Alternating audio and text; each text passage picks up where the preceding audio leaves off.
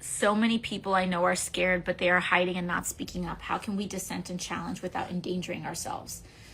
Well, I think that every person right now needs to make their own assessments, right?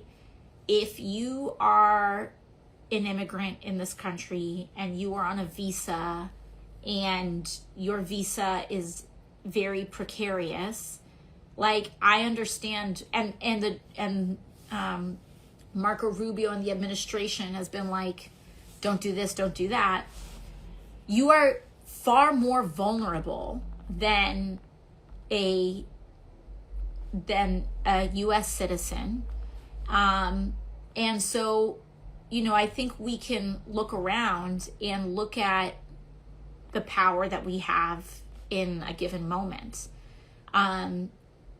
So much of our power right now is in witnessing, like genuinely taking out your camera and filming interactions is very important when you see, like, especially if ICE later on tries to claim that there was some huge riot and there was nothing at all in particular going on.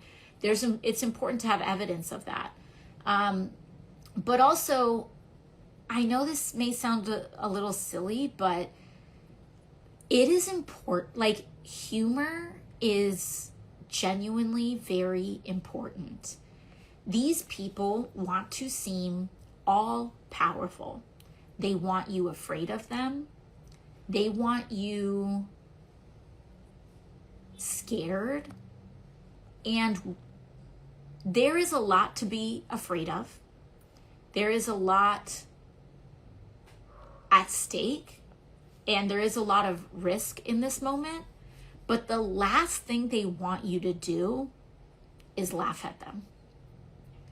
The last thing they want you to do is make fun of them, because that diminishes them far more than them trying to stick a boot in your face. The fact of the matter is like, these people are, yes, tremendously dangerous, but a lot of them are tremendously dull. And I remember this moment earlier this year. I was hosting Know Your Rights seminars with our immigrant community and with our U.S. citizen community as well. Because as we've seen, ICE is taking up U.S. citizens as well and abusing the rights of U.S. citizens. So I started hosting Know Your Rights seminars for the community, because following the law is not just for U.S. citizens, it's for ICE too, and they need to follow the law as well. And so when you know what the law is and what your rights are, you can enforce those rights. So I was hosting a lot of these Know Your Rights seminars throughout the district. And Tom Homan, who was the acting director of ICE, who was later allegedly reported to be taking $50,000 in cash in kava bags, whatever, allegedly, according to some of this reporting. But back then, Tom Homan decides that he's going to try to threaten me. And he's going to say, I'm going to request that the Department of Justice open an investigation onto you, a legal investigation onto you into aiding and abetting crime. Excuse me? Aiding and abetting crime. We are aiding and abetting the prevention of crime, because people need to know their rights so that their rights aren't violated. So anyways, he goes on and makes this huge public announcement about how he wants to target me for a federal investigation. That's a very serious thing, right?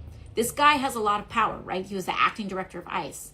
He has a direct line to Pam Bondi at the Department of Justice, a department of whose actual respect for the law is eroding by the day.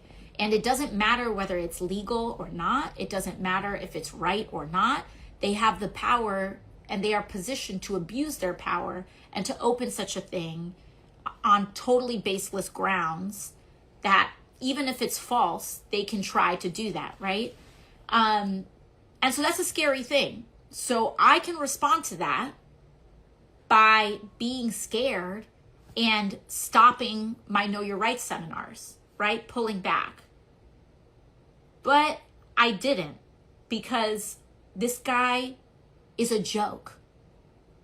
I am using clean language on this live, but this guy is a joke. Kristi Noem is a joke. JD Vance, the vice president of the United States, went behind a podium and went, boo-hoo-hoo, the shutdown is AOC's fault, as though this man isn't vice president of the United States of America. You know what I have to say to that? You look like a clown back there. You're the second most powerful person in this country, and you're crying about me? And you're blaming the whole government shutdown on me? LOL, my guy. Like, laugh at them. Make them small. These people seek out and abuse all of this power because they want to feel big. They want to feel bigger than you. They crush immigrant communities, not because these people are criminals. Mind you, look at ICE activity. They are not going after criminals. They are going after kids. There was a 7-year-old in my district that got taken by ICE. A 7-year-old. A 7-year-old. And I've been doing what I can to try to intervene in that case. I can't speak to it, but like a 7-year-old. These people do this in order to make themselves feel powerful, because deep, deep, deep down inside, they feel and know how small they are. And in order for a small person to feel big, they have to crush someone else. And like that is what their whole political identity is all about. It is about this forced supremacy that is based on nothing, because they feel and know how small they actually are. And instead of actually fixing the things that are making them so small and insufficient, they have to pick on someone, or they have to pick on communities that have no one defending them. That's what this is all about. This whole thing, this whole fight about, Democrats are shutting down the government because they want healthcare for illegal immigrants. First of all, totally false. Second of all, when they, as I've said before, federal law prevents undocumented people from getting covered by ACA insurance, Medicaid, etc., right? They are trying to come back with this tiny loophole, being like, oh, but there are some federal funds that could possibly on the state level, da-da-da. You know what they're actually pointing to is that Ronald Reagan in the 1980s, the United States passed a law that said if you walk into an ER, a hospital cannot refuse you care if you can't afford it, if you're not covered. Because we decided that we wanted to be a civilized country, that if someone gets hit by a car and they're bleeding out, that a doctor isn't checking for their insurance coverage before they go rush into an emergency room. Like that you are treating the human being first, because we don't want to live in, trust me, regardless of your stances on immigration, you do not want to live in a country where that law is reversed. I guarantee you that. I guarantee you that. And so they're trying to whatever,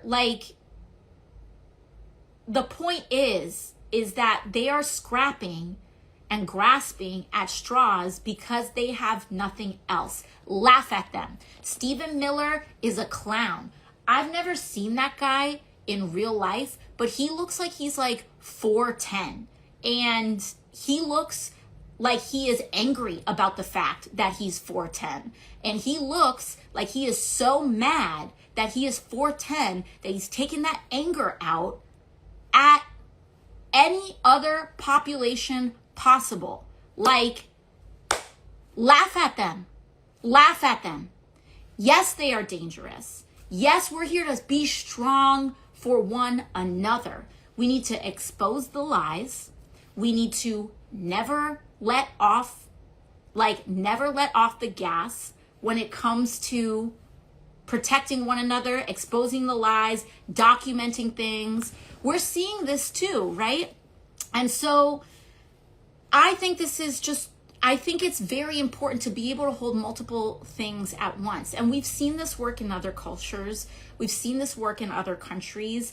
Yes, the resistance to authoritarianism is very real. The risks of abuse of power are very real. But one of the most powerful cultural things that you can do to a political movement that is predicated on the puffery of insecure masculinity. That's what this is about. This isn't, people talk about toxic masculinity. More than it, like, let's put that to the side for just 1 second. This is about insecure masculinity. And one of the best ways that you can dismantle a movement of insecure men is by making fun of them. By having secure men who aren't afraid of successful people around them, who are good dads, who have strong values, also participating in that as well. So like, that's what I have for that. And also someone said, short kings are great. Absolutely. I'm not here. I want to absolutely make sure that I talk about that. I'm not here to make fun of anyone's anything, but the way people overcompensate over their own stories is what I'm talking about there. So thank you for the clarification. I appreciate that. Shout out to our short kings. Someone said not short king, short troll. That's correct. There's a difference.